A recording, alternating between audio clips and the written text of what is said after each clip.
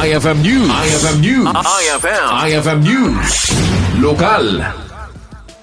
Umabot iti 80 nga agad Adal ang manipod barangay Kaawakan dito'y syudad Tilawag at tinaipaayang tulong babaan na iti KITS4KIDS outreach program ti Sangguniang Kabataan Federation iti probinsya. Naipaima kalagiti agtutubo ti food packs ken educational kits ang mausarda iti panagadal dagitoy.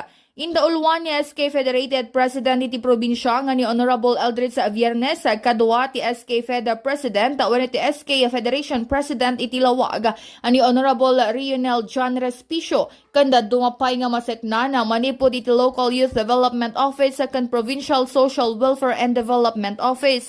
Nakasuporta pa ni Governor Cecilia Araneta Marcos sa iti outreach programa gaputapat siya na ababaan na karagitoy nga inisyatibo kat mapapigsa kan mapatubkerpay ti komunidad. Mainaig iti daytoy nangijaya pa iti City Government of Lawaga iti kanayunan na tulong kasi di food packs ken educational kits para karagiti pamilya a benepisyaryo tin nasao a programa.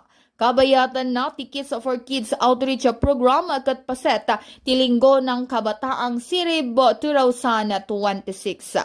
Para iti IFM News, Idol Bernadette Toledo Tatak, IFM. IFM News. IFM News. IFM News. Lokal.